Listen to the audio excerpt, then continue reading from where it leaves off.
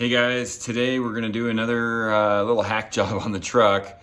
Gonna be probably hacking off these control arms, the lowers, because I understand those cam bolts get seized up. The reason we're doing that is the bushings wore out, and so I can't get consistent alignments.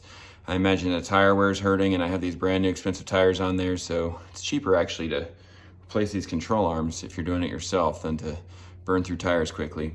While I'm down there, I'm going to also do the steering rack bushings because those are pretty worn, and the steering wheel also is having a hard time aligning. I have a lot of play in the steering wheel. I only have about 110,000 on this truck, but it does park in the front of a south-facing driveway in Colorado, so rubber wears out pretty quick, and I'm going to go take care of that. This should be saving me about $3,000 over what the shop wants to charge, and I expect it to take about a day for both pieces. I ended up buying OEM Toyota lower control arms. They're sturdy. The ball joints are still in great shape on the old ones. I'll probably save those. And I compared all the other options, and it looked like I was going to have to spend $2,000 to $4,000 to get anything better than OEM. And as far as I could tell, all the aftermarket options were questionable in terms of their durability. Even the Moogs, I understand those are good, but not as good as OEM. And for the amount of work that goes into this, I just don't want to take any shortcuts, and OEM held up so far, and I've used this truck pretty good off-road, so going with those. I spent a total of $650 on eBay for a brand new pair of OEM arms, and I bought some energy bushings for the steering rack for about $50 on Rock Auto.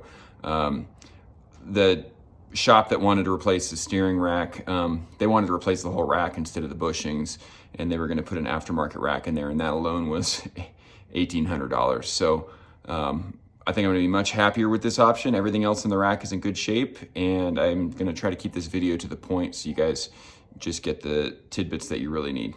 Thanks, and we'll talk to you in a bit. Okay, I just wanted to show I've got 3 points of contact with my stands and my jack because I have no wheels on there.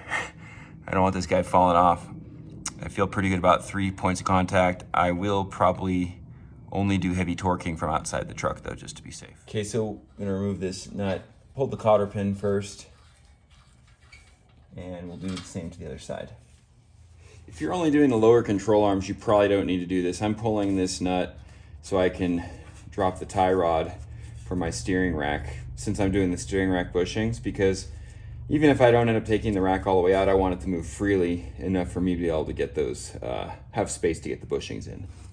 So I rented a tie rod puller, and it's not going to fit in between the tie rod like I need it to. Plus the heat shield for the brake is in the way. So I'd have to remove my disc and potentially the heat shield too to get this in there. So I'm just going to try lightly without damaging this. Just a couple taps might pop right out.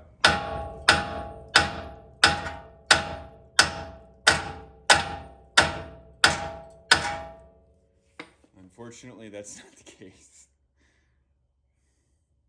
Okay, so I couldn't get the tie rod puller in there even after pulling the brake assembly out, and the hammer's going to probably mash those threads. So I have my SDS tool with a chisel head on it.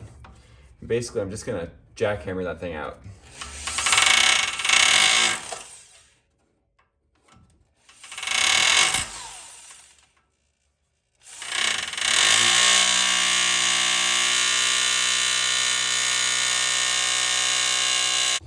We successfully got the tie rod out with a combination of the SDS chisel tip and an engineer's mallet without damaging the thread up here. Didn't mash it, didn't mushroom it. Ball joint feels nice and tight. Always good to check those, so I don't need to replace that arm, which is kind of nice. Okay, so the bolt puller, I guess the, what do they call this? Cut. Okay, so I tried to use the rented arm puller to get this joint out here, and it just wouldn't fit. So I tried my engineering mallet, wouldn't fit. Couldn't get the SDS tool underneath.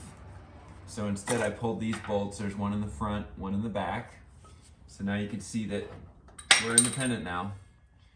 I have my small jack stand supporting the lower control arm because I'm about to pop the suspension by pulling that bolt right there. And then it's going to be moving independently. I just don't want it to fall and hit the floor. And then I'm going to get into and pull out these cam bolts and the sleeves. Okay, I got that lower bolt out supporting my coilovers, and I'm gonna come over here before I start unscrewing this this cam bolt. Wipe it off a little bit.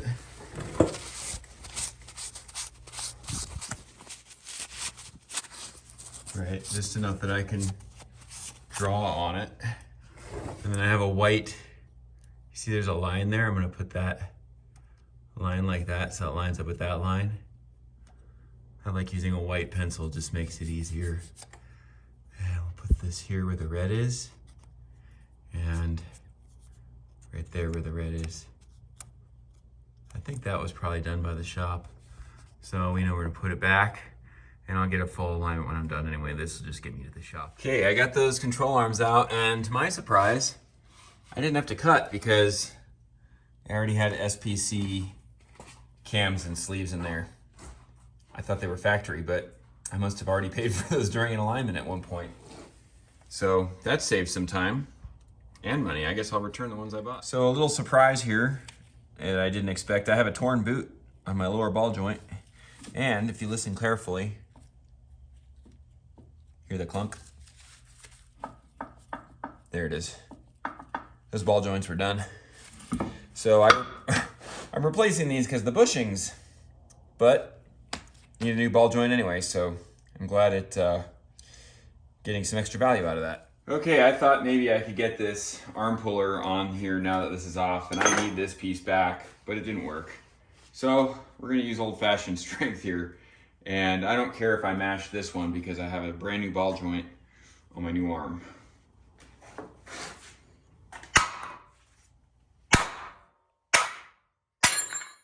Done. Okay, I got the rear and the front cam bolts in loose. So I'm just gonna get the washers and the nuts back on the other side, line up my marks, and tighten those up to manufacturer spec. Okay, cam bolts are lined up with the old marks and installed. Not super tight because I need to be able to move this arm easily, and I'll do the final torque after I get everything installed. Use the jack stand with a little bit of wood to push that lower control arm up to where the bottom of the coilover needs to get that bolt through to hold it for me. And then once that's in, I'm going to install the part that fits in right here. I don't know what it's called, but it basically clamps in the lower control arm into the hub assembly. Okay, this side is done. Got everything torqued up to spec. These bottom bolts that come together to sandwich the control arm to the wheel assembly are like 200-pound torque spec. That castle bolt, I believe, is 145. I'd have to check. You know what? Here. Take a screenshot of that. Those are your specs right there.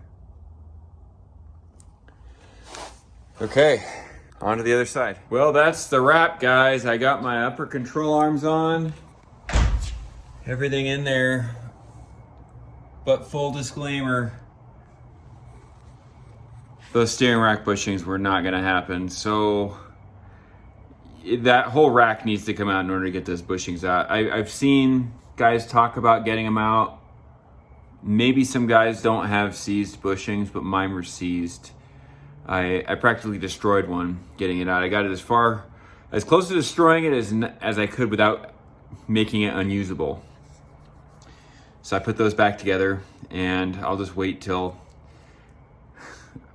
they're absolutely necessary, and then I'll take that steering rack out, but did not want to deal with that today. So everything's back together. Hope that video was helpful. If you guys like this, please like it. Please share and subscribe. I have lots of videos like this. I get a lot into outdoor stuff and into carpentry. And yeah, comment if you have questions. Catch you later.